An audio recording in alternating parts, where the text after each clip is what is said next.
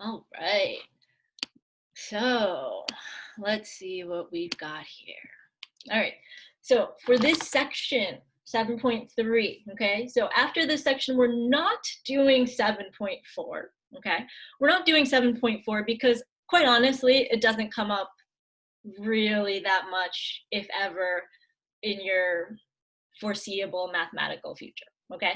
And so with a lot of the things that we do, some of it comes up again. I try and emphasize that. Some of it doesn't really come up again. And 7.4 just seemed like a place that we could kind of skip over and be fine. Okay. So that's why we're not doing 7.4. But what that means is we are doing 7.3 today, and we are doing 7.5 on Monday of next week. And then your chapter 7 exam is right before Thanksgiving. Okay. So when I'm saying these things like you got to make some decisions on how you're going to shift your practice, like the sad news about an accelerated course is we have very much less time to try and get new behaviors in place. Okay. So with that being said, let's take a look at double angles, half angles, and the reduction formula. Okay. Now our focus in this class is going to be on the double angle and the half angle. I'm going to make a note right here with the reduction piece, okay? So at the end of class, there will be an optional part where folks can stick around if you want to, and I'll show you where you're going to use the reduction formula again in Calc 2, okay? So when you study for your Chapter 7 exam, like I said, we're focused on the double angle and the half angle. All right, this is going to be for our exam. The reduction formula, you can not even learn it if you don't want to. That's totally fine. You can hang around and see how it's potentially used in Calc 2. All right. Sometimes like the immediate, like what we're doing is like, oh, when am I ever going to use this again? And I think most of you, given your majors, are probably going to be going to Calc 2. And so let's take a look at what that might look like. Okay. But that is optional. It is not on exam 7 or on exam 3 rather. So you don't need to worry about it. It's more in case you want to like nerd out a little bit and learn a little bit of extension stuff. Okay. All right. So let's start off with what we know. So what we know a lot of identities at this point, or based on the number of folks who were like, I need an extension on that homework from that was due last night. You got to go back and you really need to know your identities. Okay. It's not enough to just know them. We have to know how to use them in practice. We have to sit there and say, okay, how do I know which identity I might need to use here? And that's not an easy process. And the only way through it is really to spend a lot of time practicing that, okay? We've also learned how to evaluate the sums and differences of the main trig functions. All right.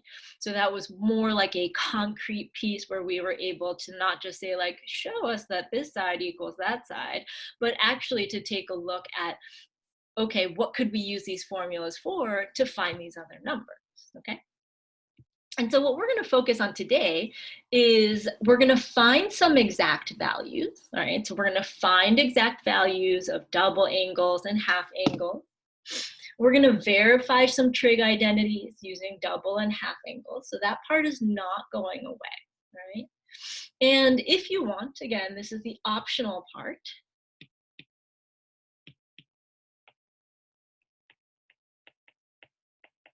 At the end, we can take a little bit to experience what the reduction formula is used for in calculus, okay? Now, I do want to kind of put it out there right now that the exam 3 topic list is already up, okay?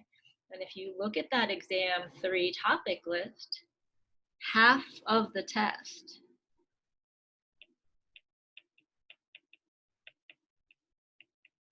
is on verifying trig identity, okay?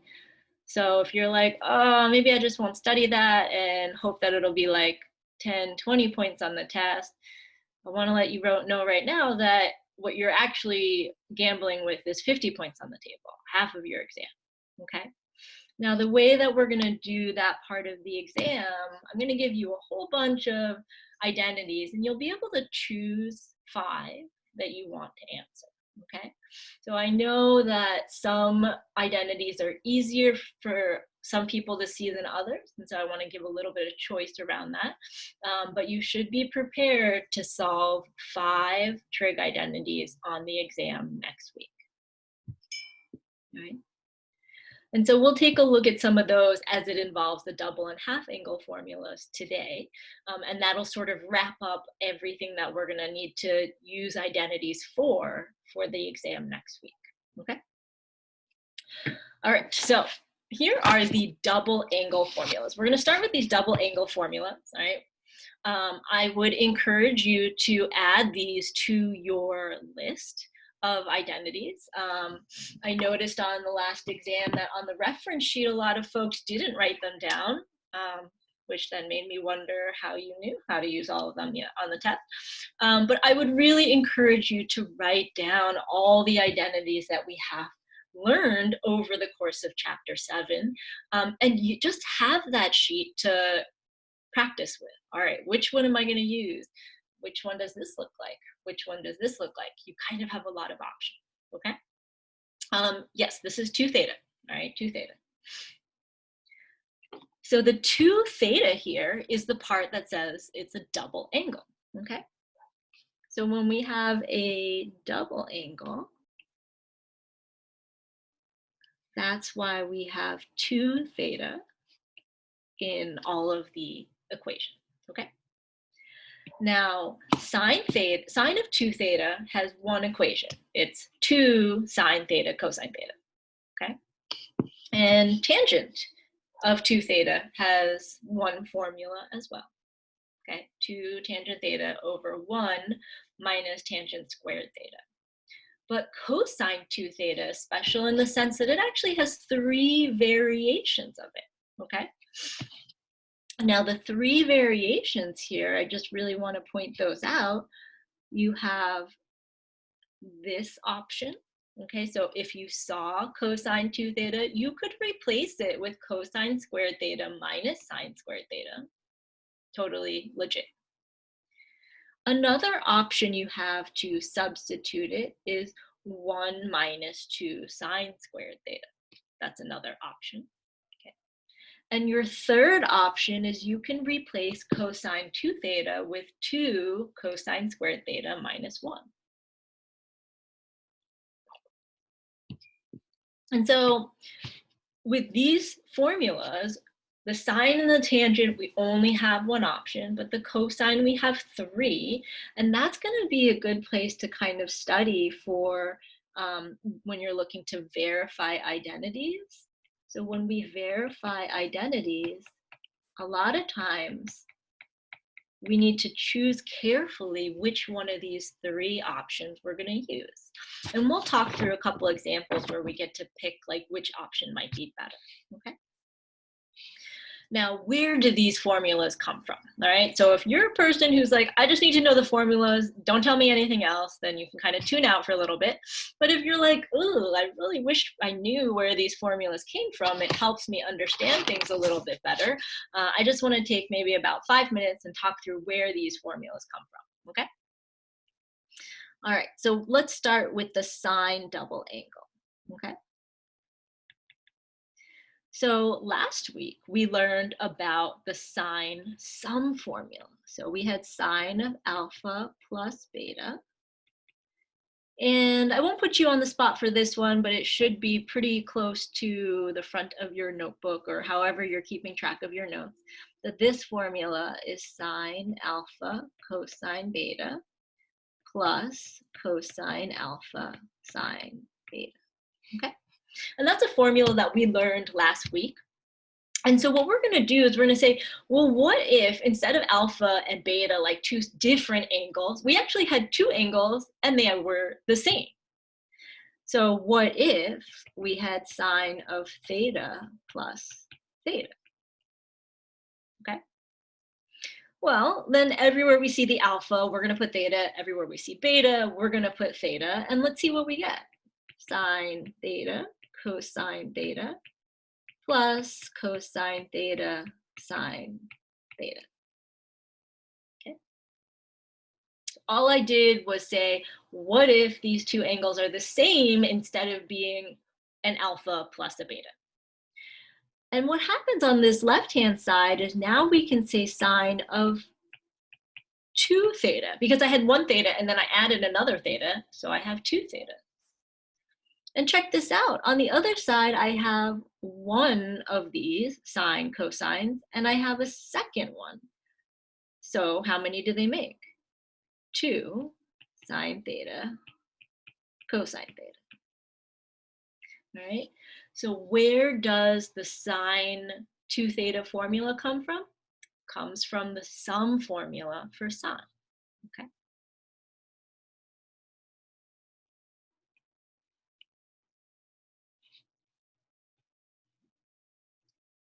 Well, we can use the same reasoning to think about where all the cosine formulas come from.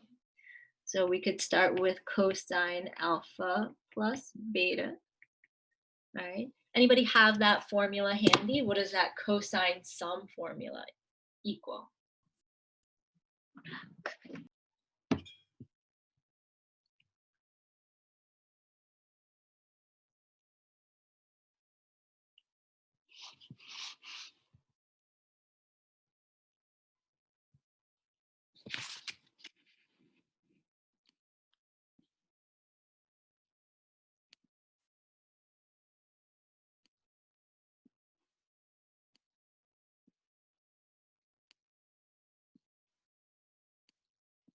Nobody's got a formula? That's super sad.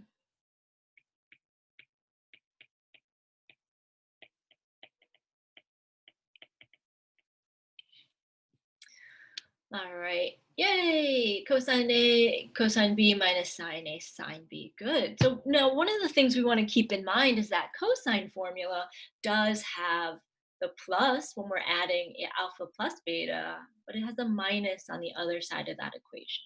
Okay. And so we're going to do the same line of thinking where it's like, what if we said we're adding 2 angles, but now those angles are the same. Okay. And so when we have the angles that are the same, we're going to replace every alpha with a theta. We're going to replace every beta with a theta.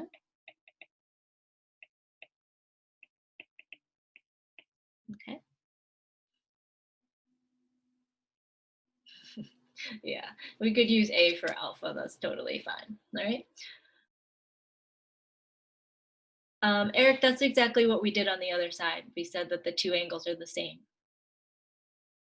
Right? A plus A is 2A. Theta plus theta is 2 theta. Yeah. Okay. So if we want to simplify this cosine one, we're going to get cosine of 2 theta, because I've got theta plus theta. And on the right-hand side, check out what we have. Cosine squared theta minus sine squared theta. Well, that sure is the first option that we have for the cosine double angle formula. And all that we did to get that formula is we said we're going to use the cosine sum formula, except we're going to change alpha and beta to theta and theta. Okay, so then where do the other 2 come from? Well, the other 2 come from using the Pythagorean theorem. So our Pythagorean identity for sine and cosine is that sine squared theta plus cosine squared theta equals 1. Okay. Now what this means is, let's see, what happens if I subtract cosine squared from both sides? Well, I'll get sine squared theta equals 1 minus cosine squared theta. Now, if I go back to my original and I subtract sine squared, I'll get cosine squared theta equals 1 minus sine squared. Okay. Now, we've done that before where we sort of move some terms around so that we could isolate one of the sine squareds or the cosine squared.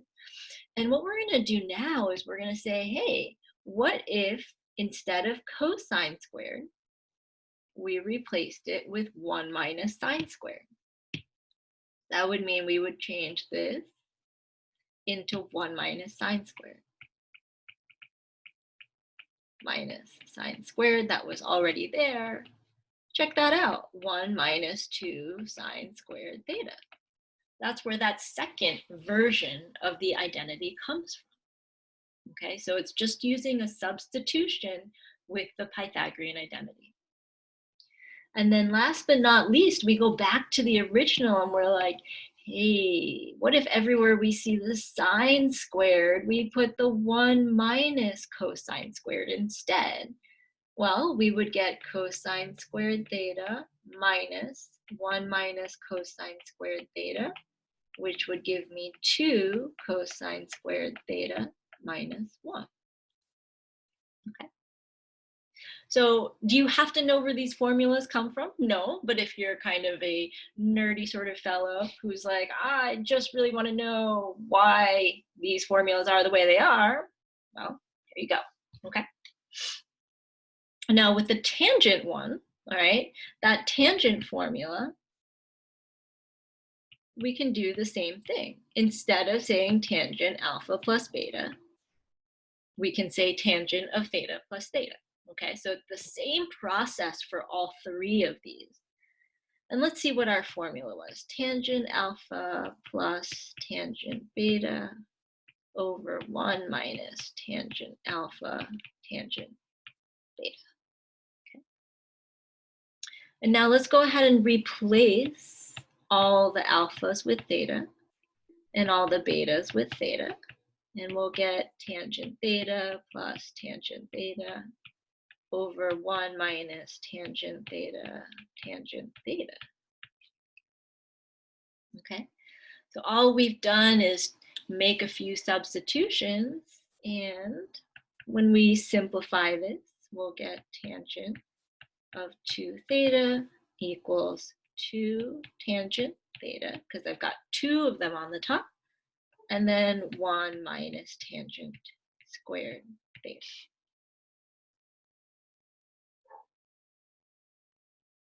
Okay. So the double angle formulas in the box are important to know, right? I would definitely get those down on your reference sheet.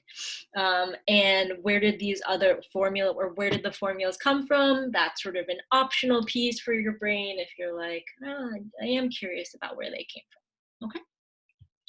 Are there any questions about the double angle formulas?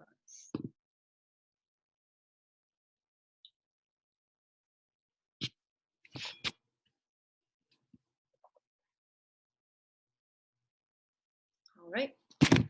So let's go ahead and work through a couple examples. Okay. So what we're going to do first is we're going to find exact values for the double angle, right? And we're going to go through a few examples where we get to kind of practice this. But it would be really important for us to focus not just on our answers, but also to think about how to draw our diagrams, okay?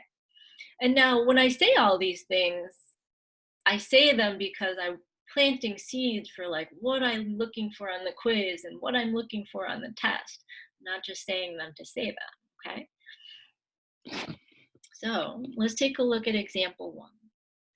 If sine alpha is 4 over 5 and alpha is an acute angle, find the exact values of sine 2 alpha, cosine 2 alpha, and tangent 2 alpha.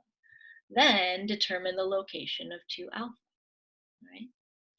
Now, I do want to say this right now. These questions are non-calculator questions, all right?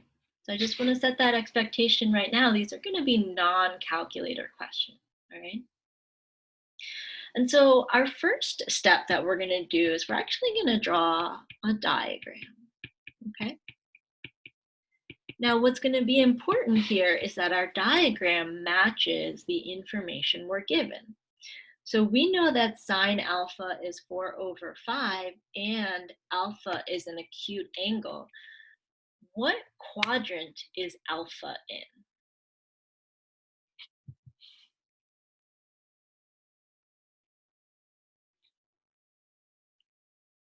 Okay, because that's something we're going to need to know in order to draw our diagram.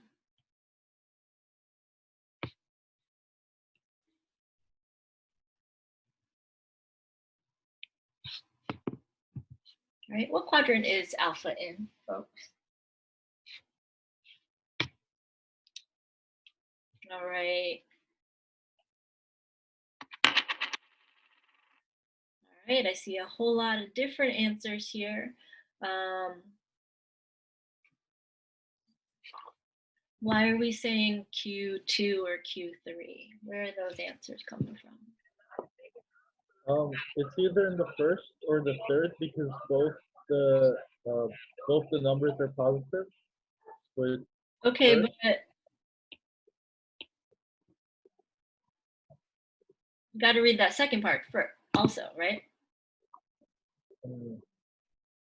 wait, is acute mean larger or smaller than 90? Somebody help him out. What's acute mean? Less than 90 degrees? Yeah, acute Or that we're between 0 and 90.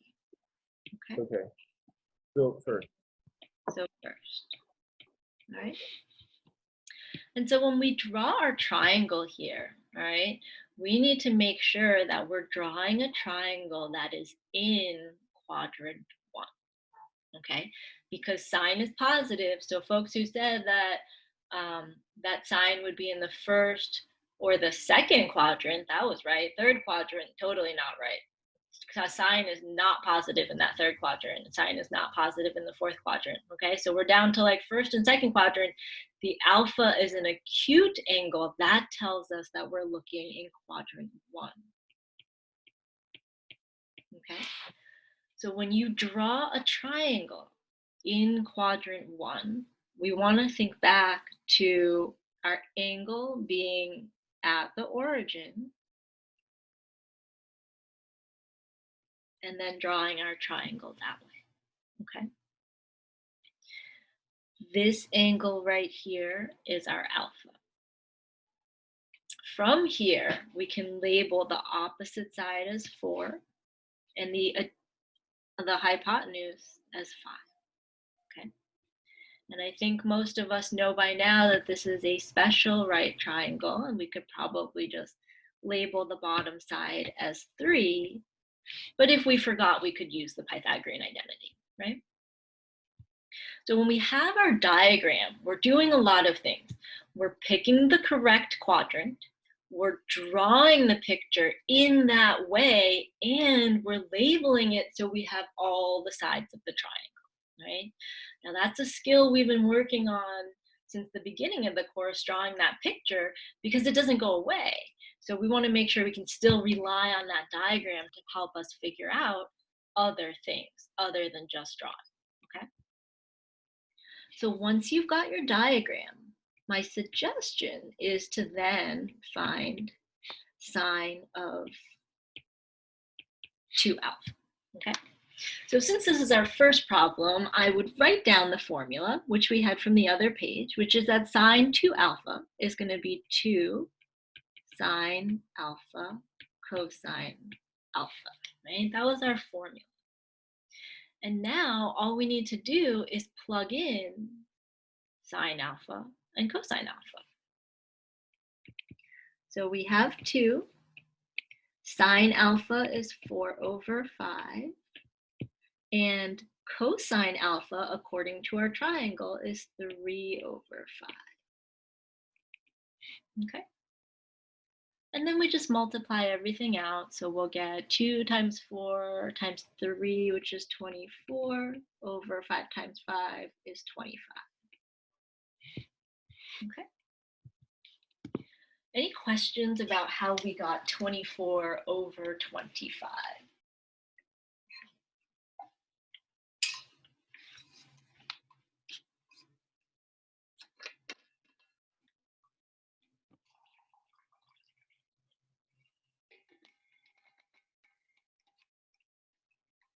All right, what's your question?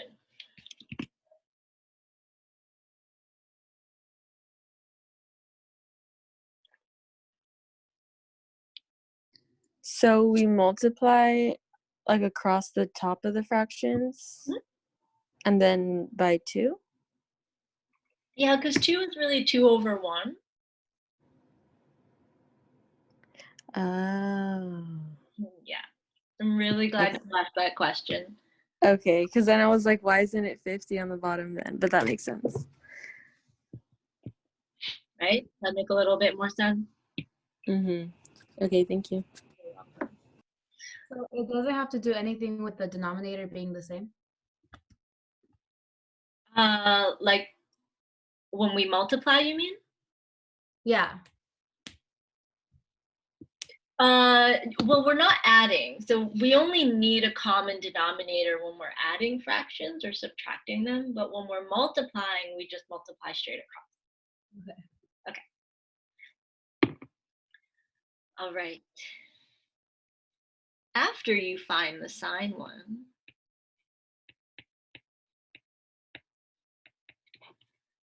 let's find the cosine one, okay? Now we have options, right? There's 3 different formulas. We have our cosine squared minus sine squared, we have our 1 minus sine squared, and our 2 cosine squared minus 1. And I'll tell you right now, you can use any one of these formulas and you'll get the same answer as anybody else who uses one of the other formulas, okay? But this is kind of a tricky question. Which one of these formulas, which one of the 3 will give you a situation where you already have common denominator?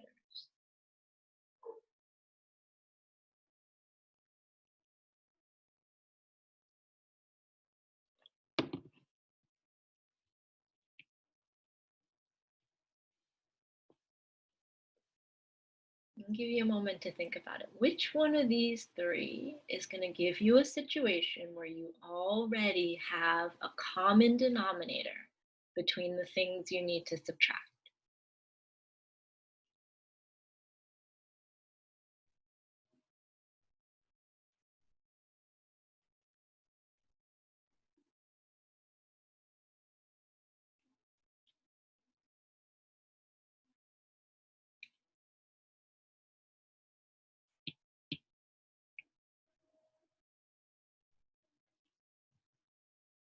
Mhm.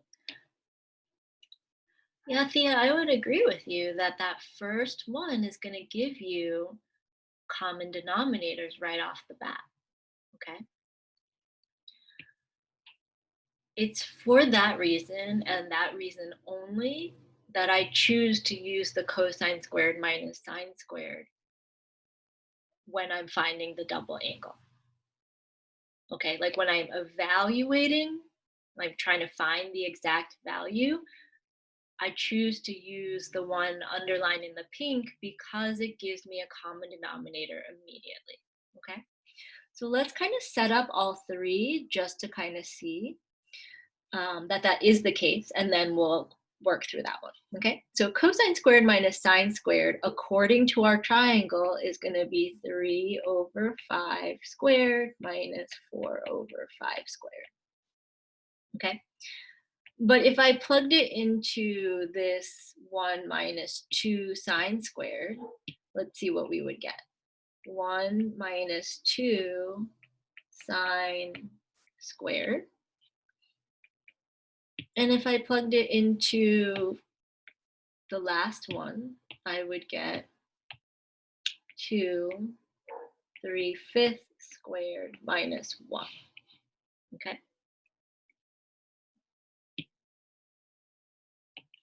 So this orange one and this green one, well, the 1 in both of those makes it so that you don't have a common denominator, right?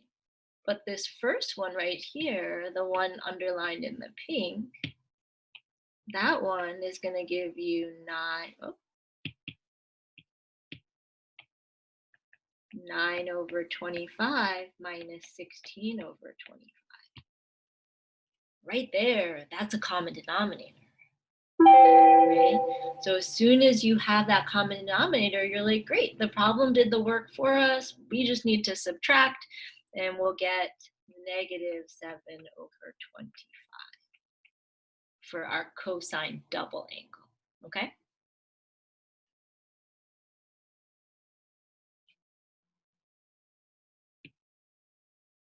All right, I said this earlier, but in case you didn't hear it, when are we going to use the other forms of those? More in the proofs, the verifying identities, and not so much in our finding exact values, okay?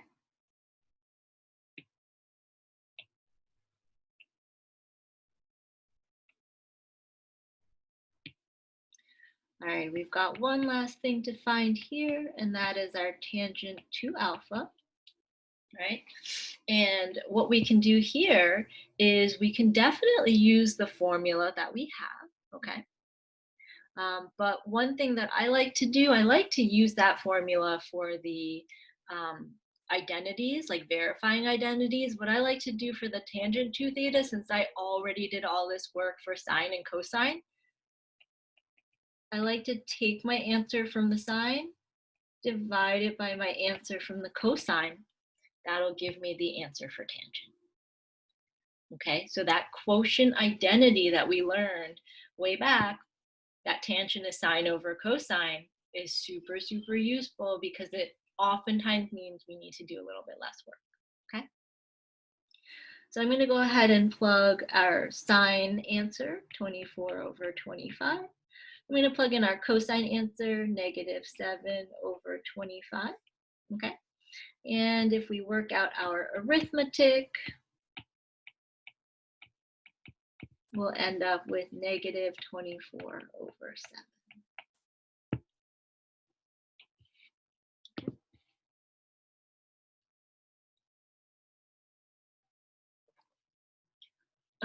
What square do you mean to distribute?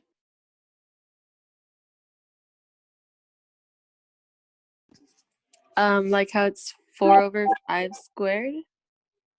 Would we make it like 16/25? Yeah, if you wanted to do that one, you could do 1 minus 2 times 16/25, and that would be 1 minus 32/25, and now you have to find a common denominator.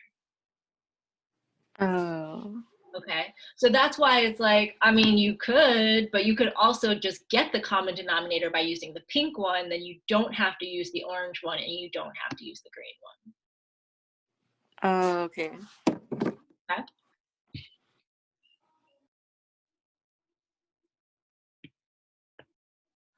All right, so we've got our sine 2 alpha, we've got our cosine 2 alpha, we've got our tangent 2 alpha, all right? We got all of those from our diagram and the information that they gave us, all right? So they told us that sine is 4/5. We drew a triangle that was in the proper quadrant, and we labeled it accordingly. And then all we did was find all our ratios that we've been finding since day one, okay? Find all those ratios, plug them into the formula, that's it. And I agree, I think substituting things is very satisfying. Okay, so let's take a look at example number 2. Wait, sorry, before we move on, this last question, determine the location of 2 alpha, okay? So if we think about 2 alpha, let's look at our answers that we have. So 2 alpha has sine is positive, right? Because sine was 24/25. Is the cosine of 2 alpha positive or negative?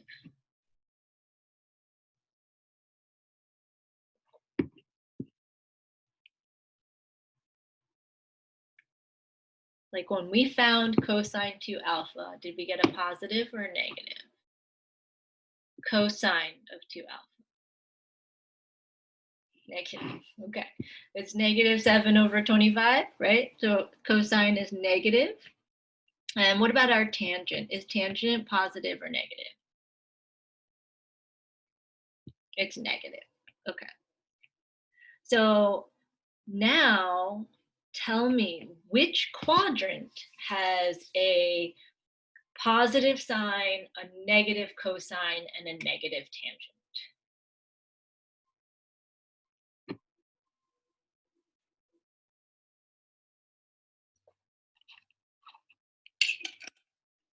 All right, it is, exactly. So that means that 2 alpha is in quadrant 2. Okay, because we're doubling it, right? We're taking some measure between 0 and 90 and we're doubling it. Okay, and so that's how we end up with something in quadrant 2.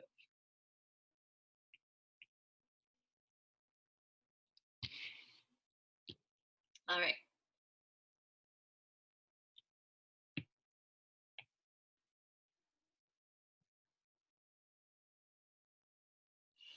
Okay, so let's take a look at example number 2 here. Okay, so if tangent is -3/4 and theta is in quadrant 2, let's find the exact values of 2 theta, of sine 2 theta, cosine 2 theta, and tangent 2 theta.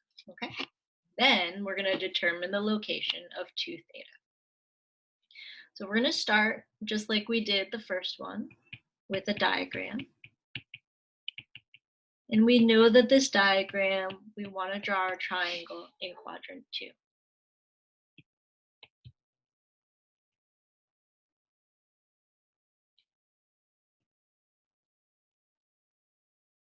Okay. So if I'm drawing a triangle in quadrant 2, here's what I do not want to see.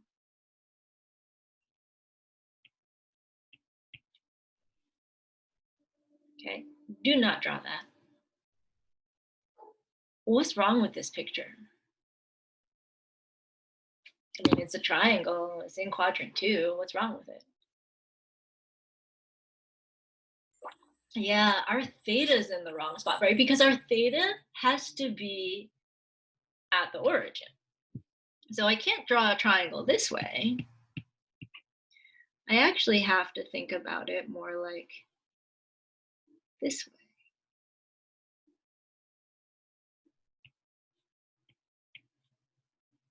Okay. So I just want to pause for a moment because this drawing of our diagram, it's not that it's just, oh, I'm just being picky, it's wrong to draw it the other way. If we draw it the other way, we're not going to be able to label all the other pieces of information with the proper signs, like positive or negative, okay? So here's what I mean by that. The hypotenuse is never negative, okay? But the side lengths are positive and negative, like the legs. So if we look at the information we have here, we have tangent equals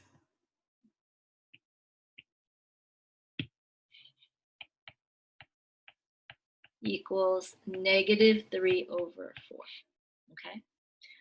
So we know that tangent is opposite over adjacent, okay? So my question to you, which I think, Eric, you've already answered, is does that mean it's a -3/4 or a -3/4? Like, how do we know which number gets the negative sign? Right? Because there's a negative in front, which means one of the numbers is negative. Why is the 4 in the negative? Okay. Sign is positive in quadrant 1 and 2. Okay. We could also think about this, the adjacent side. Like if we just labeled from theta opposite and adjacent. So all we did is put the numbers in there, right? 3 and a 4. One thing we would know is that our hypotenuse is 5. Like we know that part. But now we have to make sure like which one of these gets the negative number or the negative sign. Well, 3 is going up from the x-axis. There's no way that a 3 going up from the x-axis is negative. However, a 4 going to the left, that definitely can be negative. Okay, so that's how we choose which one is negative. Okay. Exactly. Sine is y, and that's what we're saying, right? Sine is the y and cosine is the x. So now we know which one is going to be positive and negative. Okay.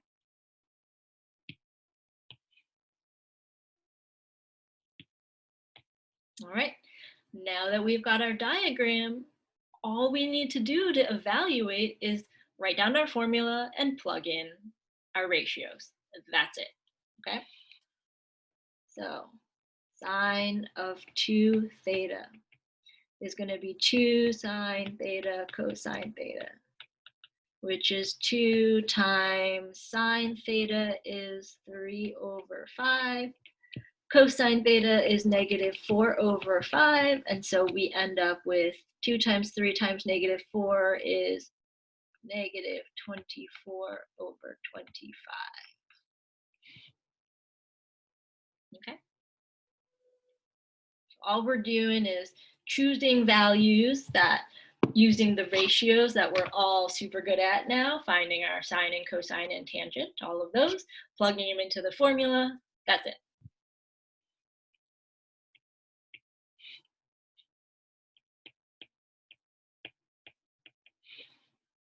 Now to find cosine of the double angle, all right, let's just go back up here for a moment. For example 1, because it was the first one, I wrote out the pink, the orange, and the green, okay?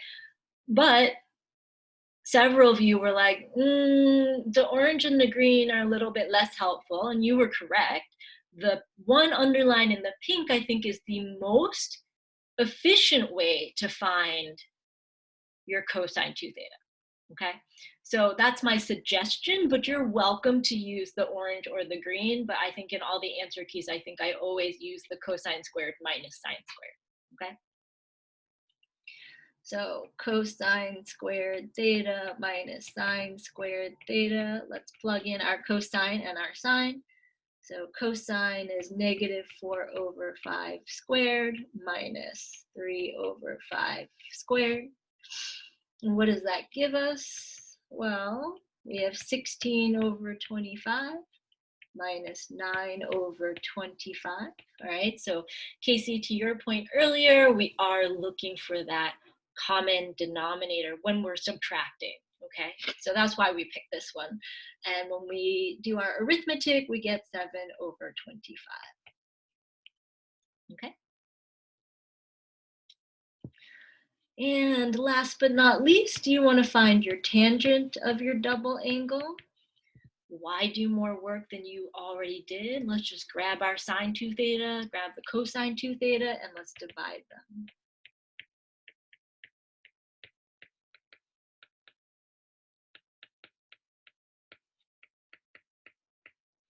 And that will give us -24/7.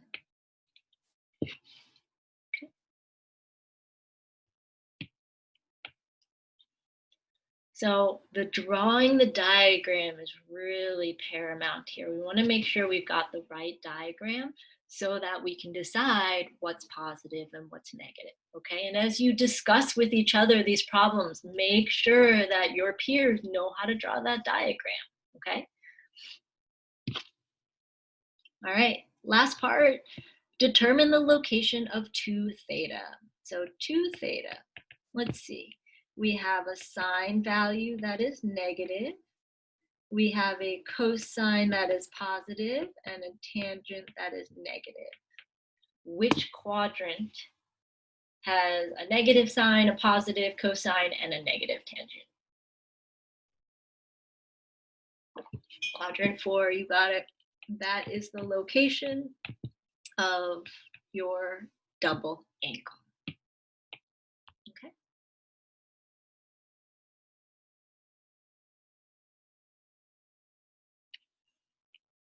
All right. Any questions on 1 or 2 so far?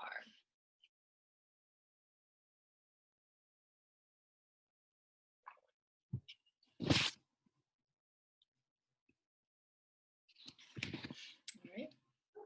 And let's go ahead and take a look at number 3, and then we'll go on a break. All right, so example 3. We've got tangent of alpha equals -3. Yep, Eric, I said this earlier. I want to see you draw that diagram. When you talk with your peers, I want people to draw the diagram. Okay, please draw the diagram. All right, so we're going to start off with our diagram. Tangent of alpha is -3, and alpha is in quadrant 2. So they tell us the location. We want to make sure that our diagram matches that.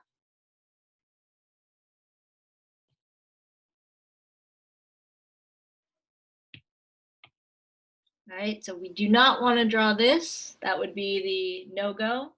Okay, don't draw your triangle this way. Please draw your triangle this way.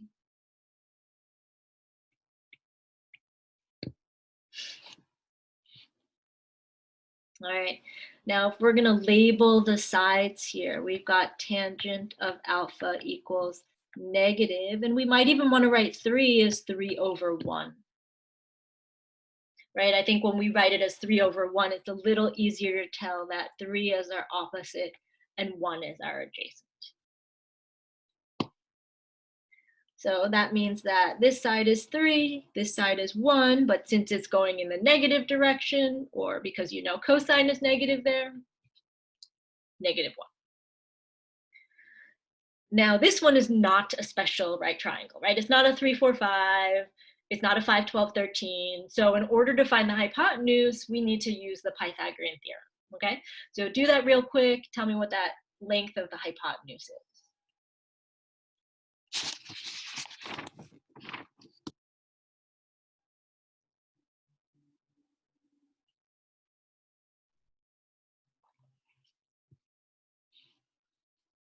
√10, excellent, √10, all right?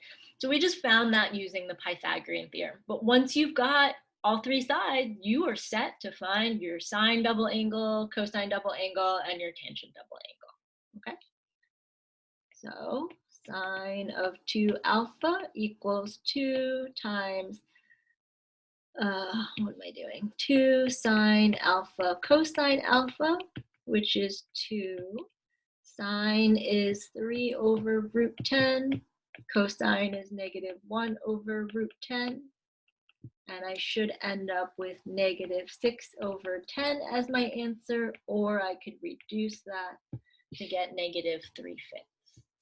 Okay.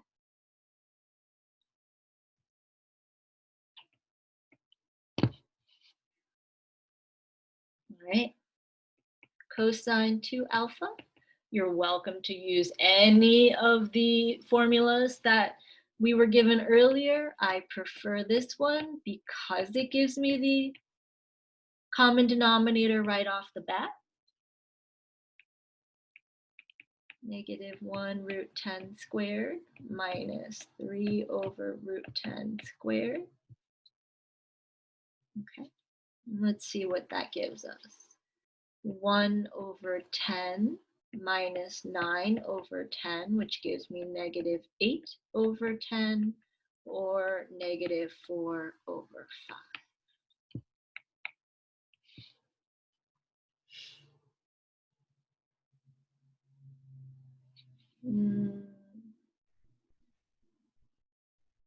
√10 times √10 gives me 10. It's 2/1.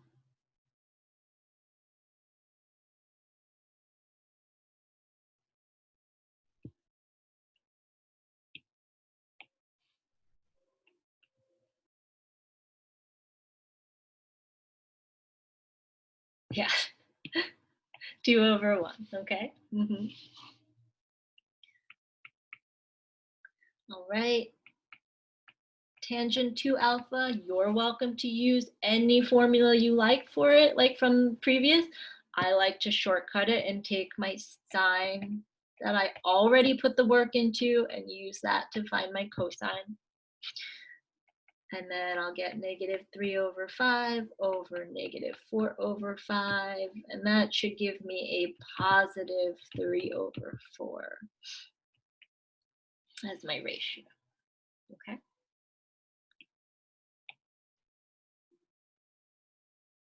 So the computation piece, like 2, 3, and 4, make sure you've got all your signs, make sure that you've multiplied accurately, okay? But I think once you've got the hang of the formulas, they're actually not too bad. The work is really in the diagram piece and also in the location of the 2 theta, okay? So our 2 alpha in this case has a sign that is negative, a cosine that is negative, and a tangent that is positive. So which quadrant is that in? Quadrant 3, perfect.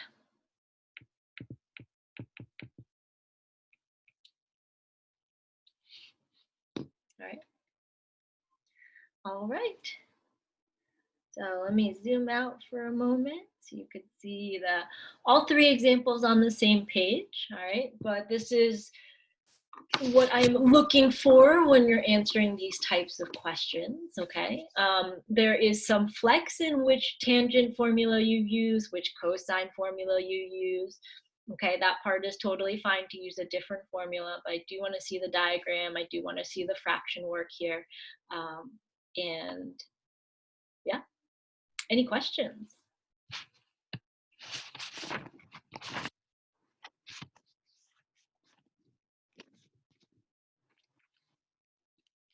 We totally did that without electronics, to some people's demise. All right, so I'm gonna, all right, folks. So we've kicked the recording back on, so we're not gonna accidentally lose a whole bunch of some important stuff. But now we are moving on to verifying identities with double angles, okay?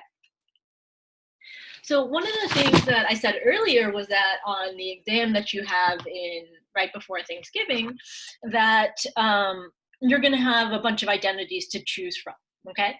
So part of what I want us to start to think about as we go through these kinds of questions is in our notes, it tells you use the double angle identity or use the reciprocal identity. But when you get to the exam, it's not going to tell you use this identity, use that identity.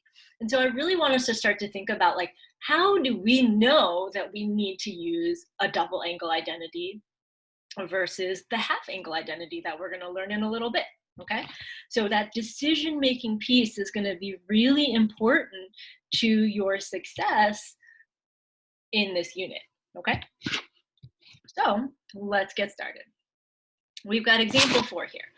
We have cotangent x sine 2x equals 1 plus cosine 2x, okay? And so when we work with these identities, and this is a question I've gotten several times, so I just want to make sure this is really clear. You choose one side. You are allowed to work with that one side. You may not touch the other side, okay? You have to make one side look like the other side. So for this example, I'm going to choose the left-hand side to work with. Yeah, got to work on those listening skills. Got to make sure you do one side. That's it, okay? All right, so when we look at this left-hand side here, one of the things that I noticed is I have a cotangent, but everything else is sine or cosine. So because I see everything else as sine and cosine, I'm going to use the quotient identity to rewrite cotangent x as cosine x over sine x. Okay. Then I continue looking at that left-hand side, and I see that there's a sine 2x. And I'm like, oh, well, a whole section that we learned about was called double angles. So maybe I can use the double angle formula here to help me with sine of 2x.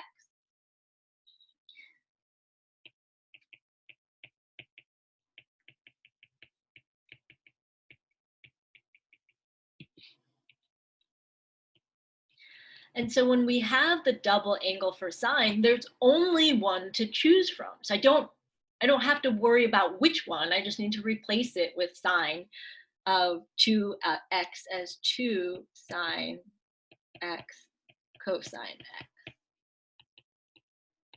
And we're going to write out the right-hand side so that we have the whole thing in the big picture, okay? So that's how I got to this first step. I chose the quotient identity because everything else was in sine and cosine, and I chose the double angle identity because that is what that 2x should cue us to think, okay? Now, from here, let's go ahead and see what we can do to simplify. Well, I notice there's a sine x on the bottom and a sine x on the top, so those reduce to 1. What do we have left? We have 2, and then I have a cosine x, so that's cosine squared x.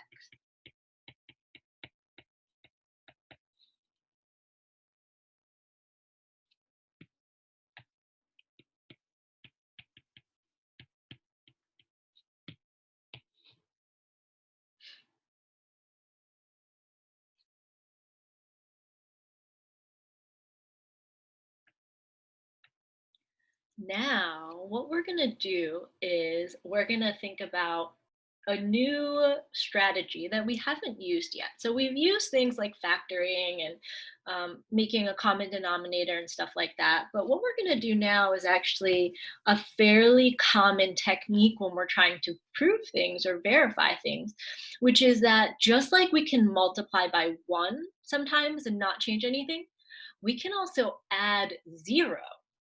And that doesn't change anything, right? If I add 0 to 2 cosine squared x, I still get 2 cosine squared x. And so that's what we're going to do right here is we're going to add 0. And the way we add 0 is going to be specific.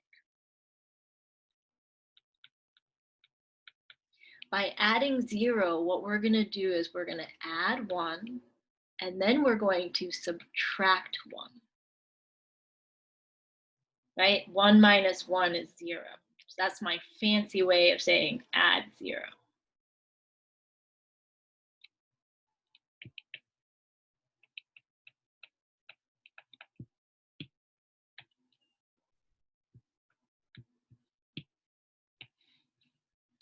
Now, why would I choose to add 0 like that? Because it turns out that 2 cosine squared x minus 1 is one of the identities we learned earlier. In fact, 2 cosine squared x minus 1 is equal to cosine of 2x. That was one of our formulas we had for the cosine double angle. Now there's still that plus 1 in the middle that I didn't use yet, so I got to write that down. And now we have the left-hand side equals the right-hand side. Okay?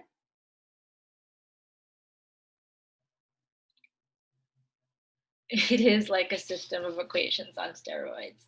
Yeah, there's just a lot of different quote unquote facts. And so we're trying to think about which ones might be useful in this case. I mean, even if you don't like all of the like sine, cosine, tangent, like all this stuff that we're doing, I mean, in some ways, what you're doing is creating a toolbox for how you argue things, right? So if you're someone who likes to like not argue in a bad way with other people, but you like to prove other people wrong, like what we're learning here is a lot of different ways that you could prove someone right or prove something wrong. And so having that, like, how do you know when to use what? Well, it kind of depends on like who you're having the argument with, right? Well, you might say something to one person that you might say something different to a different person so that they hear you. And that's kind of what we're doing here is we're thinking, how can we make one side look like the other side using these random facts that we know, okay? All right, so let's take a look at examples. Right? So we've got 1 plus 2, we have 1 plus sine 2 theta equals sine theta plus cosine theta squared, okay? Now, not always, but in general, I like to start with the side that is a little bit more complicated. So in this case, I'm actually going to start with the right-hand side. And I'm going to try and make the right-hand side look like the left-hand side. Yes, Thea, what is your question?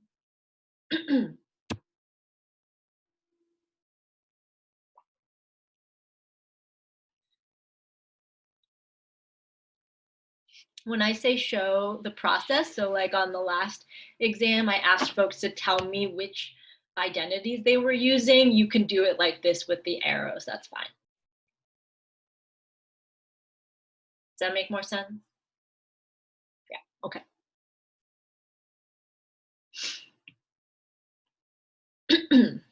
All right.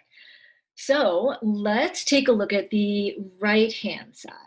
We're going to write down the left-hand side, but on the right-hand side, yes, it looks more complicated, but another reason I might choose to use that side is because I feel more confident with my foiling than maybe with factoring. I think some of us might feel that way too, because when we have this sine theta plus cosine theta squared, we know that we can't just distribute the square, but we have to think about it like this.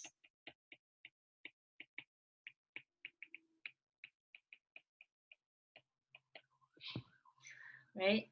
And when we FOIL that out, we'll end up with sine squared theta plus 2 sine theta cosine theta. Oh, that looks familiar.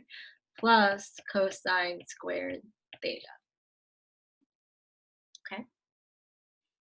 So all we did was FOIL out that right-hand side, or multiply out that right-hand side. Okay. Now, I think some of us might even already see this, where we're headed. Sine squared plus cosine squared, what does that equal? All right, sine squared plus cosine squared equals, oh shoot, there's a 1 on the other side. This is heading in a good direction. Okay, what about this though? As soon as I wrote it, I kind of stopped and I was like, that looks familiar, right? 2 sine theta cosine theta is the same as the sine double angle formula that we just learned. And so when we condense, we're going to get the left-hand side stays the same, but instead of writing sine squared plus cosine squared, we can write that as 1. Plus, instead of writing 2 sine theta cosine theta, we can write sine of 2 theta. Done.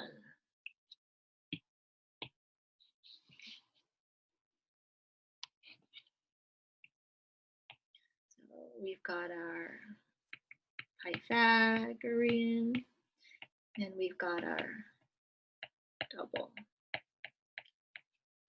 angle. Okay. So if you see ones that are like squared, it might not be a bad idea to sort of FOIL them out and make it a little bit more complicated, because sometimes when you multiply things out, then it's a little easier to see what matches with the other side. Okay. All right, we got one last example here. This one has a little bit more space because it is a little bit longer than the other. Okay. And so I chose this problem so that we could take a look at, again, sort of showcasing strengths that we traditionally have. And in this case, I again know that most of us probably feel more confident at sort of FOILing things out than we do factoring.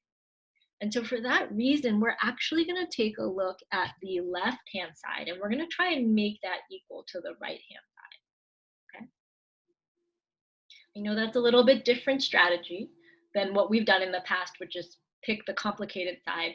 But again, I think with this problem, maybe we'll see why sometimes it's actually better to pick the more quote unquote simple looking side. Okay. So I have cosine of 4 theta. And one thing to keep in mind is cosine 4 theta is really like cosine of 2 times 2 theta, right? 2 times 2 gives me 4. So 2 times 2 theta is 4 theta. Now the reason why that's important is because now I can use the double angle identity for cosine to try and get closer to the other side, okay?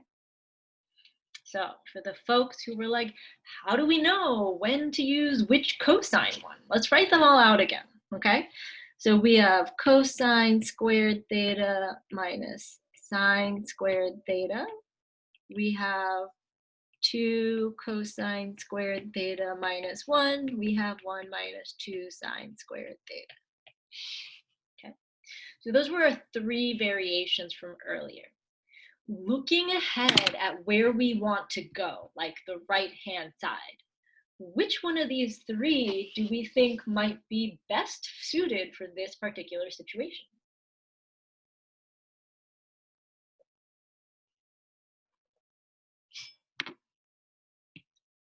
Right, so we've got this one, and this one. Which one might be most suitable? Okay, 2 cosine squared minus 1. I would agree. And maybe if we were to make our reasoning sort of really explicit, when we look at the other side, there's no signs, right? There's no sine, theta, anything on the other side. So why would I introduce something new when it's not on, like, towards the direction I want to go in, okay? So for that reason, we're going to choose the orange one, the 2 cosine squared theta minus 1. Okay. Now, all of these are equal to cosine of 2 theta.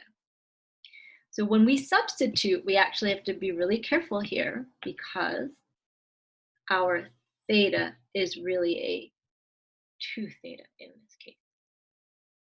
Because we're doubling, not a regular theta, we're doubling a 2 theta. And so what that means is instead of writing 2 cosine squared regular theta, we're doing 2 cosine squared 2 theta minus 1.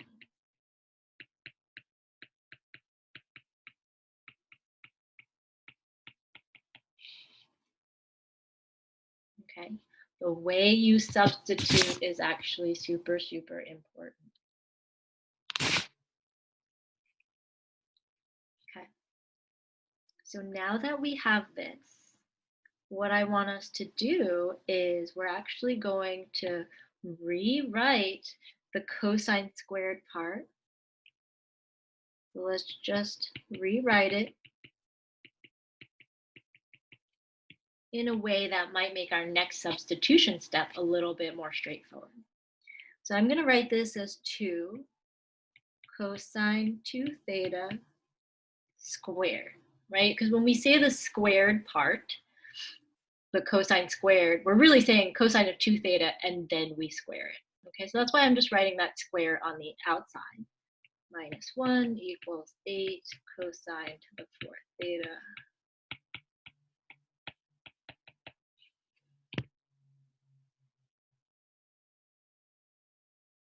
Well, what do you mean? Which part did I replace?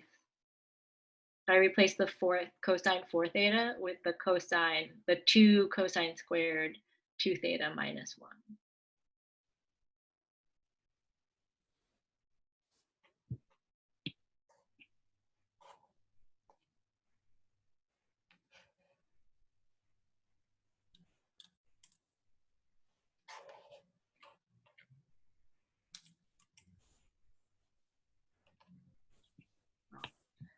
Get back to me when you can.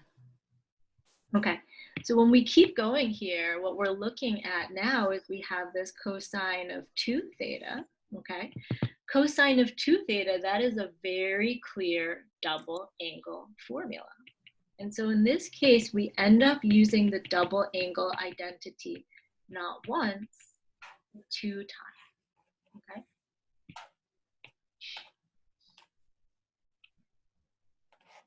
we're going to use the same reasoning we had, where we're going to replace cosine 2 theta with the 2 cosine squared theta minus 1.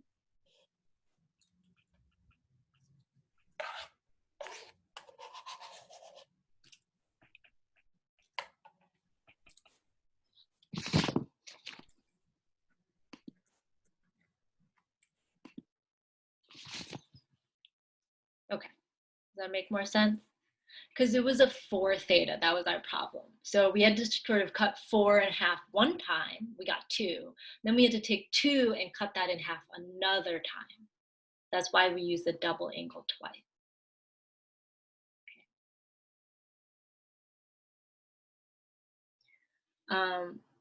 If I change the cosine 4 theta to cosine 8 theta,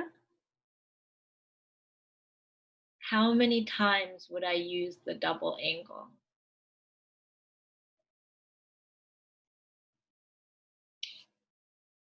I would use it 3 times, yeah. And if I used the cosine double angle 4 times, I would have started with like a cosine of 16 theta. Okay, so it sort of like goes by powers of 2. Okay. All right. So this right here is sort of the tricky part, seeing that we could do a double angle substitution twice. Beyond this, all we're doing is foiling some things out and simplifying, combining some like terms. That's it. Okay. So we're going to take this, we're going to FOIL it, and we're going to get 2, let's see, 4 cosine to the 4th theta minus 4 cosine squared theta plus 1 minus 1. I think we're pretty close.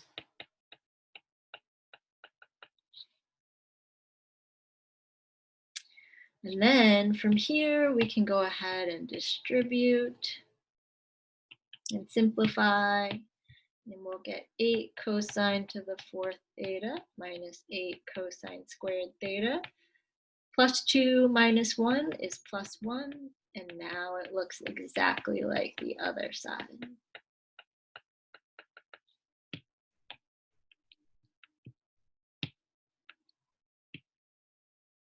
Okay.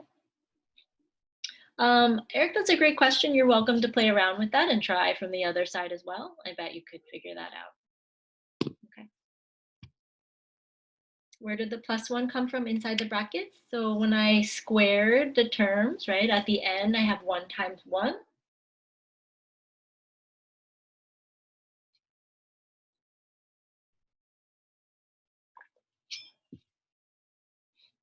Like I'm taking this and I'm foiling it. So my last terms, when I multiply, is -1 times -1, that gives me the positive 1. Okay. Yeah. There's definitely more than one way to solve these problems. So I think it's worth giving it a go and trying from the other side and seeing if you can get back there. Yeah, you do. You have a plus 2 and then a minus 1. That's plus 1. Yeah, exactly. Yeah. You're fine. You're fine. All right. So as you sort of study these these particular questions or the ones on your quiz, I do want you to be really active in thinking about which identity you're using. Write it down for yourself, because half the time you don't even remember when you go back. Okay, so write it out for yourself, so when you get to making your reference sheet, you've got some really thoroughly worked out examples for you to put down on there. Okay. Or even just as you're studying, it makes your life a lot easier to have it pretty much like notes and an example sort of meshed into one problem. Okay. So that's it in terms of the double angle formulas. All right. So as you go back and study, a few highlights from here to really keep in mind: you need to know these 3 formulas. Okay. You need to know those 3 formulas. you need to know how to find exact values for double angles. So like examples 1, 2, and 3. Well, if you write them out every time, I bet you won't forget them as much. And I want you to know how to verify angles with double angles. Okay, so thinking about how did we know to use the double angle formula for these ones? Okay, practice identifying those with each other. Right, you have a whole network to talk to. Talk about which identities you're using. Okay. All right. So with that, we're going to move on to the half angle identities, okay? So we've got these half angle identities. Again, as you're thinking about what's really important, the 3 identities inside the box are very, very important. You should know those. You should have them on your reference sheet because this is not an open note test, right? So have them on your reference sheet so you know. The biggest difference with half angles, okay, the biggest difference with half angle is we need to decide the location of the half angle first. Okay, and when we walk through the examples, I'm going to really highlight that part. We need to make sure we decide the location of the half angle first, because we're going to have to choose, is it plus or minus? It's not both of them, it's going to be one of them. Okay, so you'll notice this plus or minus sign in front of all of them. We need to make sure that we decide in advance where the location is so we know whether we're going to do positive or negative. Okay. All right, where did these formulas come from? The short answer is the reduction formulas. So again, that is the optional piece at the end of class. If you want to stick around and nerd out a little bit and see a little bit of Calc 2, we're going to show the reduction formulas afterwards, and then that's really where these half angle formulas come from, okay? But I think it's best if we kind of jump right into an application of it, which is finding the exact values for the half angle, okay?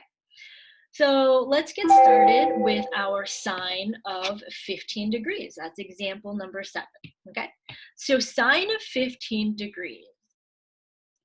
One of the first things that we should think about is, well, 15 degrees is definitely not on our unit circle, but it sure is half of an angle that is. Right? Another way to write 15 is 30 divided by 2, okay? So let's think about the formula, okay? So in this case, we know that theta equals 30 degrees and theta over 2 equals 15 degrees. So I think it's pretty clear that the half angle is in quadrant 1, right? 15 degrees is in quadrant 1. Well, once we've got our half angle location, we can choose whether we want to use the plus or the minus, okay? So in quadrant 1, sine is positive, yeah? So we're gonna use the positive version of the formula.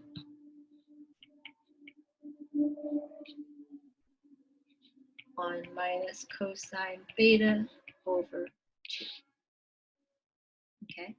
And this plus is because our half angle is in quadrant 1, okay?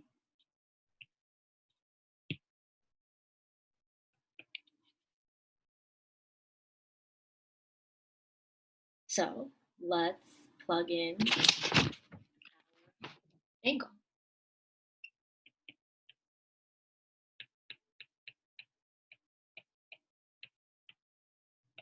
Okay.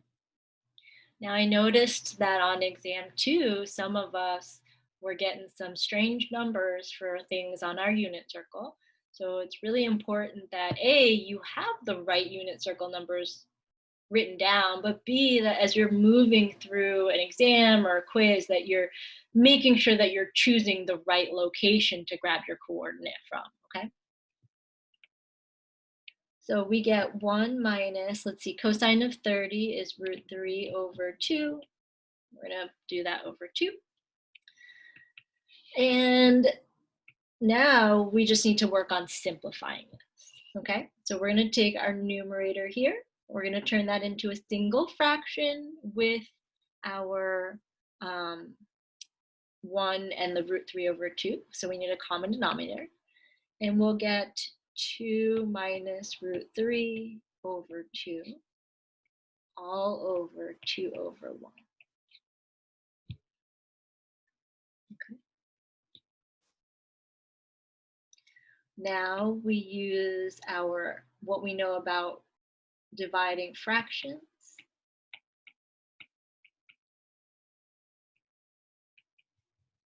And so we'll end up with 2 minus root 3 over 4. And that we can actually simplify to 2 minus root 3 inside a square root over 2, because the square root of 4 is 2.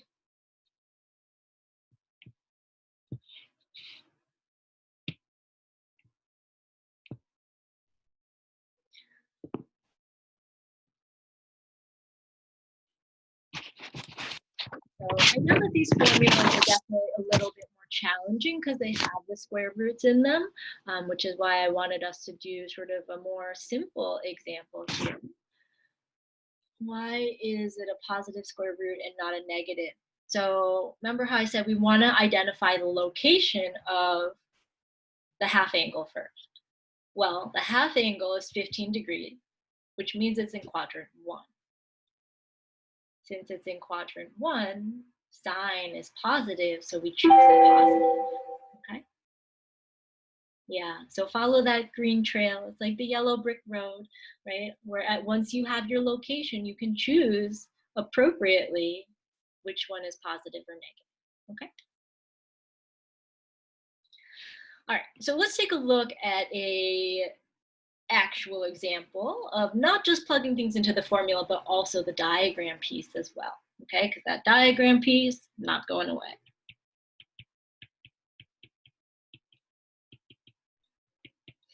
Now the thing is, when we're drawing our diagram, we'll be able to tell where our angle is, and we can use that to help us find where our half angle is, okay? So let's take a look at our diagram. We're gonna draw an x-axis, y-axis, and we know that theta is in quadrant 3, okay? What's wrong with this diagram?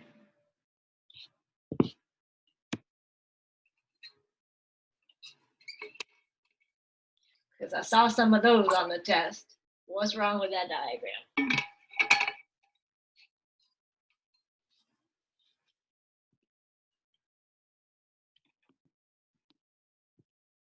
Yeah, our theta is not at the right place, right? Our theta needs to be at the origin. So instead of going that way, we really want to think about starting at the origin and just drawing a ray in the direction of the third quadrant, okay? And then we can connect it to the x-axis to make a right triangle. And now we can label our triangle with the given information. Whoops. So we have tangent theta equals 8 over 15. That means opposite from theta is 8 and adjacent to theta is 15. Okay, so that's the numbers according to the equation. Remember, sometimes things are simplified for you already, and that actually makes your life harder when you're trying to go backwards, right? That 15 is not a positive 15. right? That 15 is a negative 15 because we're going in the negative x direction, right? But what about that 8? Positive or negative?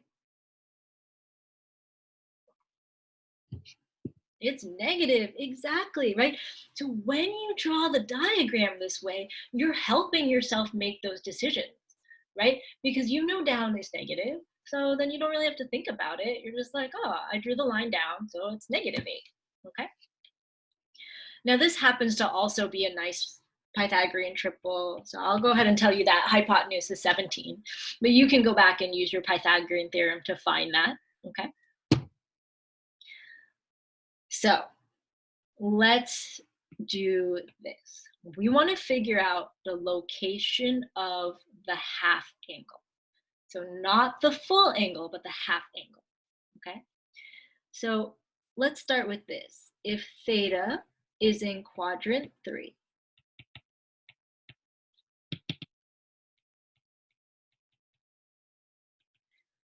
what is the smallest measure of theta that is possible if we know that theta is in quadrant 3?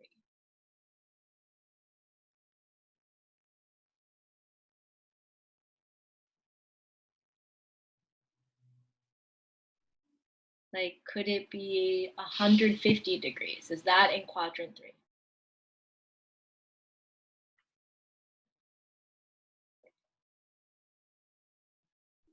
No, couldn't be 150, right? But 180 is the smallest. We want to say like just a little bit bigger, because if it was 180, it would technically be right on the line. It wouldn't be in quadrant 3, okay? But using that same reasoning, what is the largest angle or the upper bound of theta? Good, 270, okay? So that part should make sense to us, that if it's in quadrant 3, we're looking between 180 degrees and 270 degrees. But if you look at this question, you'll see that they didn't tell you how big that angle is. So we can't just know exactly where that angle is like we did in example 7.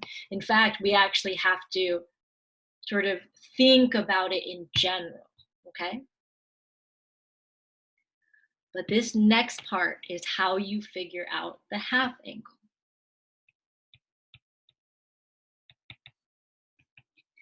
So if you have half of theta, well, then you could just take half of everything. So what's half of 180?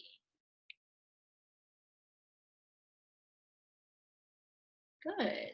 So guess what the lower bound of your half angle is? It cannot be smaller than 90 degrees, because the smallest theta could be was 180. So the smallest that theta over 2 is 90. What's the upper bound for theta over 2?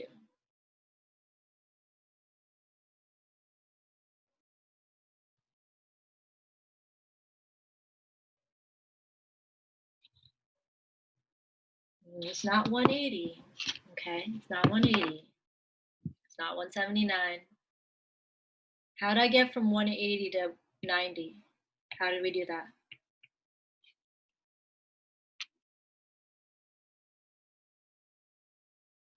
And how did we get from theta to theta over 2? Well, we cut everything in half. So to get the upper bound here, we're going to cut 270 in half. We'll get 135.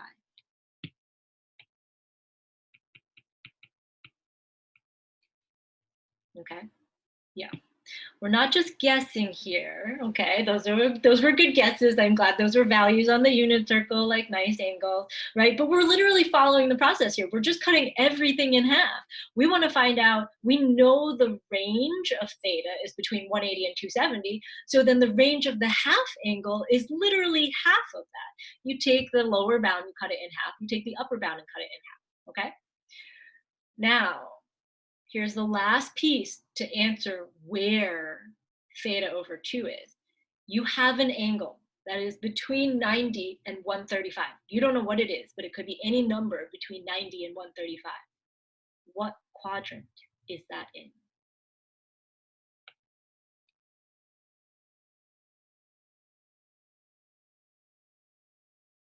It's in quadrant 2. Okay, so we cut everything in half, and then we use that to determine the location. Okay, I'll give you a moment to write that down. I'm not going to write that down in words. I know what my arrow means, but if this is something that you feel like, ooh, I didn't really get that, take a moment to write that down. You take your theta, you cut everything in half, and you use that to find the location of your half angle.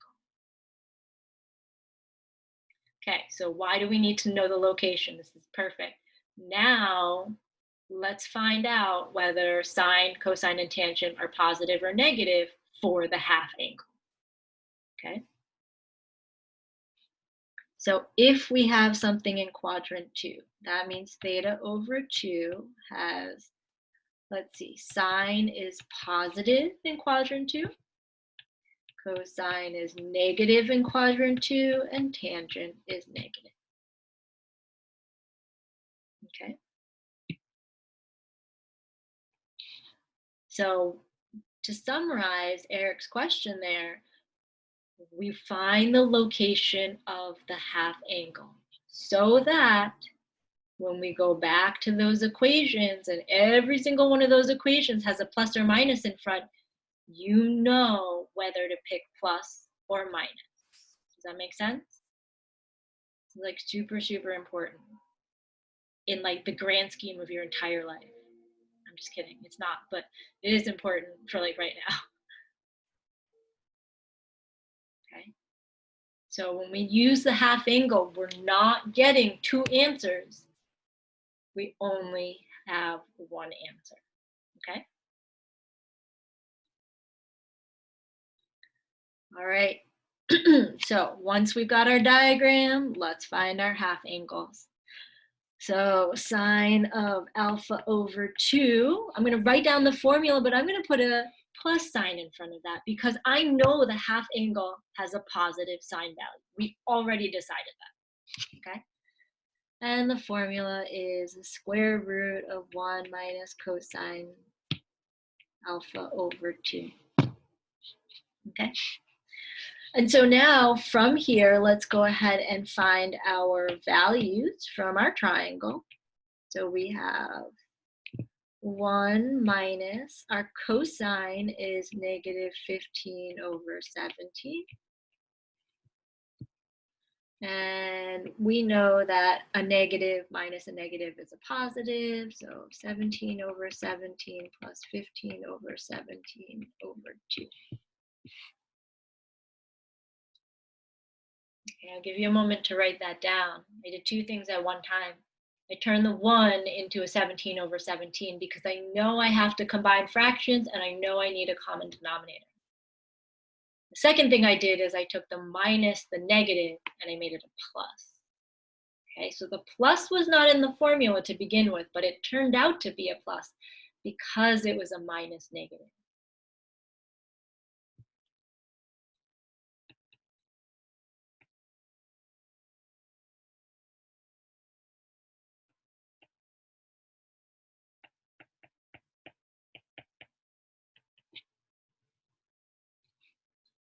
Right? I'm going to pause here again and explain what I did because it's 2 steps in one.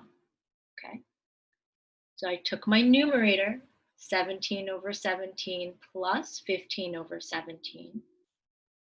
And when I added them together, I got 32 over 17.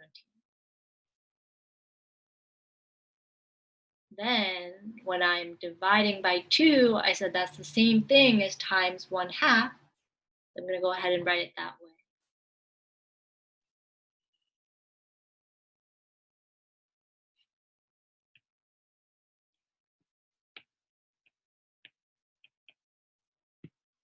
We end up with root 16 over 17, or 4 over root 17.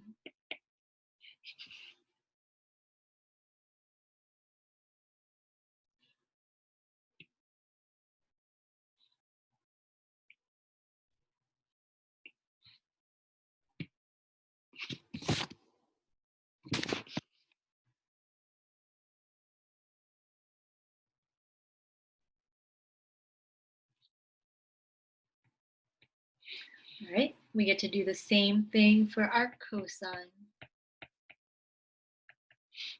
All right, now we know that the cosine formula comes with a plus and minus in the front. So how do we know which one? We got to go back to our decision we made in the pink.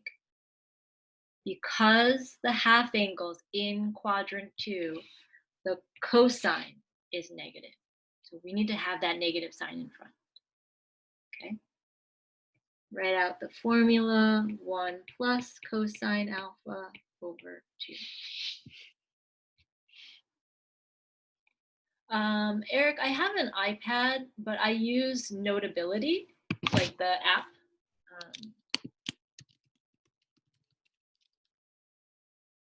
Yeah, this took a really long time to figure out the setup, but basically I mirror my screen from my iPad onto my computer, and I record from my computer. Yeah, Notability, I forget how much it was. Oh man, Eric. How much is Notability? It's like, yeah, it's like $7 or $8. I know money's tight for folks these days. I didn't want to pay for an app either, but I definitely have found it to be really, really helpful. I think the other option out there is GoodNotes, right? There are some folks who like GoodNotes as well. Yeah, exactly. Yeah, I would definitely check that out. But it gives you all the different colors. You could do like graph paper in the background too, all that kind of stuff. So, all right, so let's get back to this problem. All right, so we've picked the right formula. We picked the right positive or negative in the front. And now all we have to do is plug in the numbers.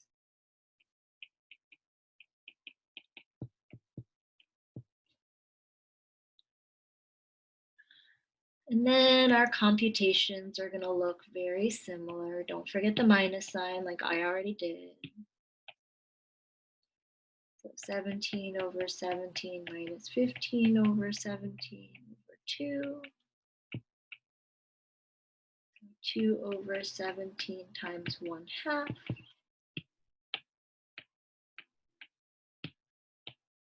Negative 1 over root 17.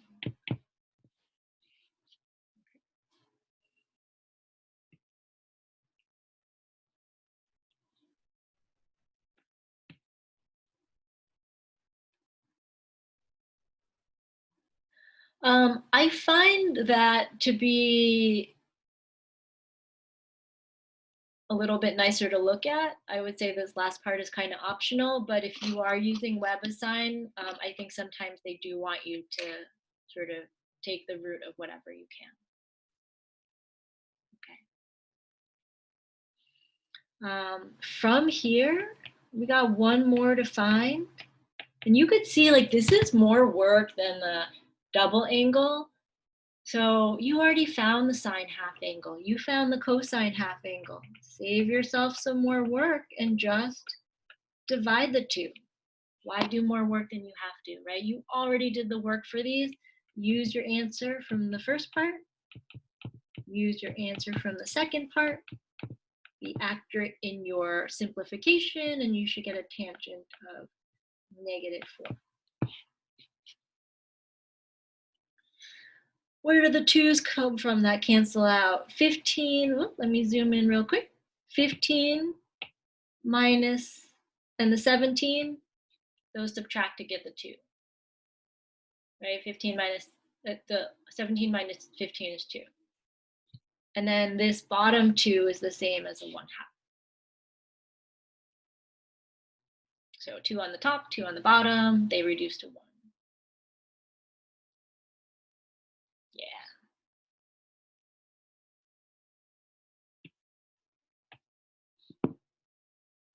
All right. Any other questions on this particular example?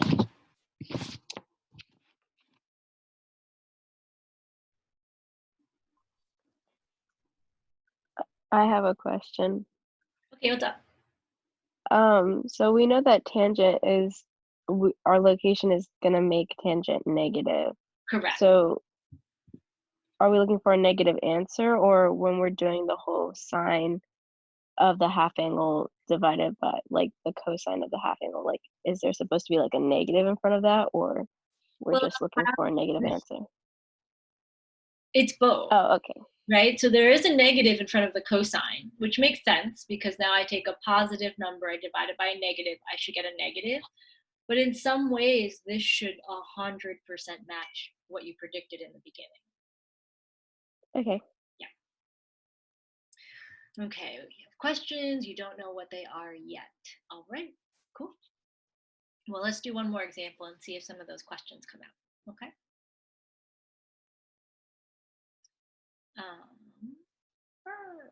All right. So example 9, right? So this is our last half angle example, and you'll notice that we're not doing any verifying identities with the half angle, okay? So on exam day, you will not be looking to do any verifications with the half angle formulas. There aren't a ton of them out there. And so when you're studying the verifying identities part, it's really a lot of what we did in 7.1, along with the formulas from 7.2 and the double angle formulas here, but it's not going to be the half angle, okay? All right, so if secant of theta is 5/4 and theta is in quadrant 1, find the exact values of sine half angle, cosine half angle, and the tangent half angle.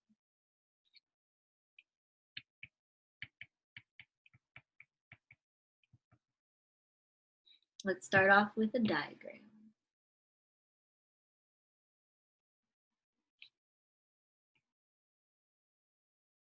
Okay, so when we're drawing our diagram, we know that theta is in quadrant 1. So I want to draw my triangle like from the origin, draw like a ray or line segment to make your theta, and then you can just drop the perpendicular straight down. This is your theta. Okay. Now when you have secant, you know that the top is the hypotenuse, the bottom is the adjacent. So we've got a 4 and a 5, and it should be pretty easy for us to fill in the opposite side as 3. Okay.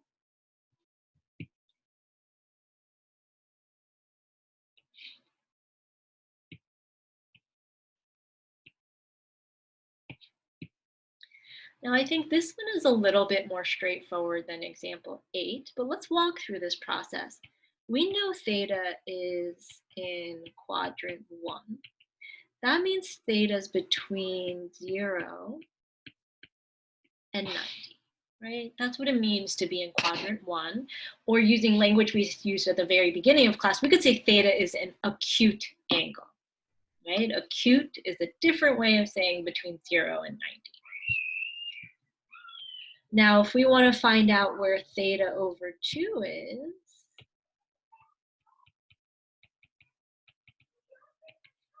well, we need to take everything from this equation and we need to kind of cut it in half, right? So half of 0 is 0. Half of theta is theta over 2. And what's the upper bound for the half angle?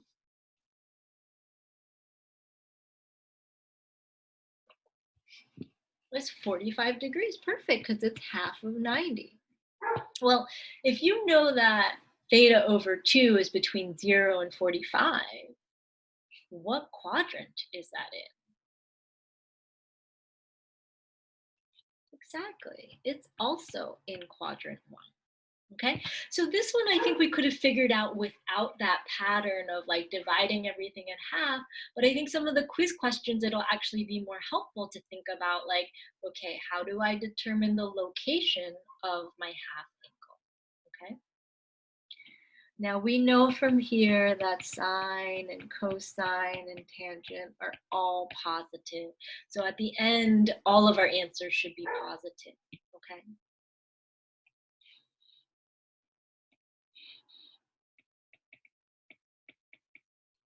All right, so let's grind through that equation. We've got sine half angle, we know is the root of 1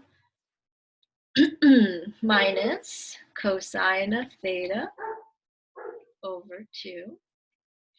Okay. And we look at our triangle, we know cosine is 4/5.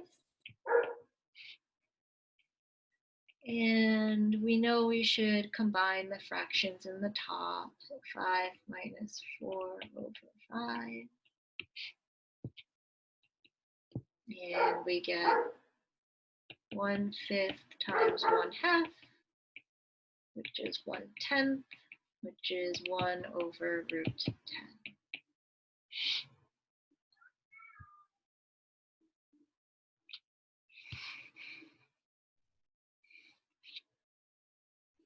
All right, so just practicing that process of working with the radicals, okay? And it's the same thing for the cosine half angle, except the formula is 1 plus cosine theta over 2. And so we'll get 1 plus 4/5 over 2, or what is it, 9/5 times 1/2, or we'll get 3 over root 10. Okay.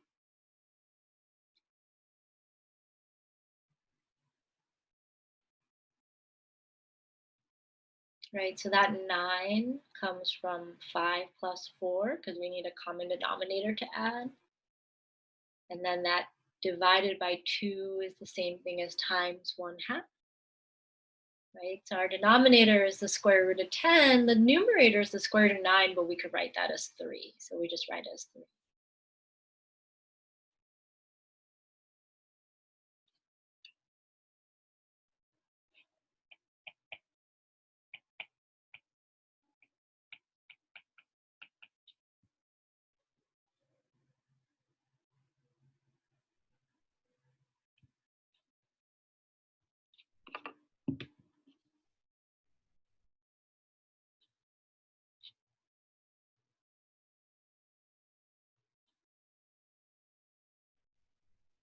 All right, so again, you've done all this work. Grab your answer from the sine, divided by your answer from the cosine. That will give you your answer for tangent, which works out to be 1/3. Okay.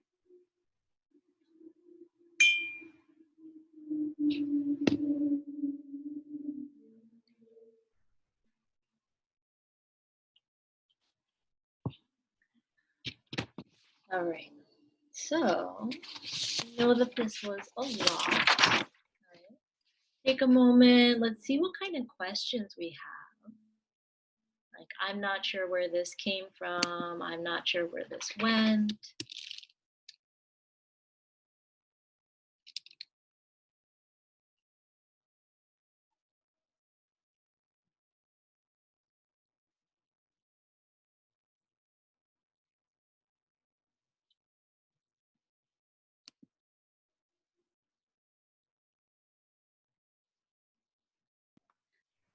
Can I get clarification with step 2? It's towards the middle part where it's like square root of 1 minus 4 over 5 over 2. How did you get that last part with the 5 minus 4 over 5? Good question. So when I have 1 minus 4 over 5, that's the same as saying 5 over 5 minus 4 over 5. Okay, so did you just do like a common denominator? Is that what, or no, common numerator, I mean? Common denominator, right? Okay. I wanted the bottoms to be 5. Oh, okay. Okay, I see. Thank you. Yeah, and then I sort of wrote it as like a single fraction because I know once I have the common denominator, that we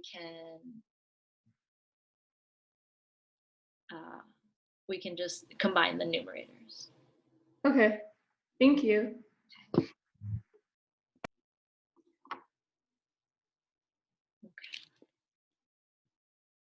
Any other questions? And it's okay if you're like, I'm not sure yet. I'm going to try the quiz and then maybe I'll have more questions. That is absolutely fine. Okay.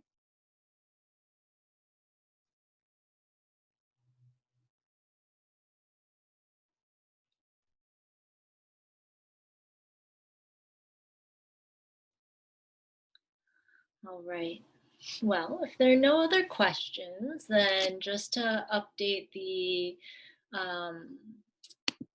tutoring times for this week. So Val's Tuesday session is like regular. So whatever she does for her Tuesday session time is regular. Okay. Now the other session is normally on Wednesday. So Val's Wednesday session will be on Thursday from 5 to 6:30. Okay.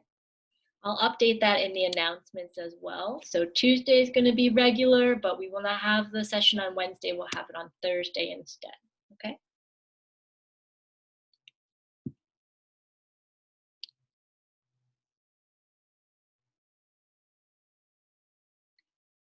No, we made that announcement at the beginning. Office hours are the same. Okay. So Monday and Wednesday for this week.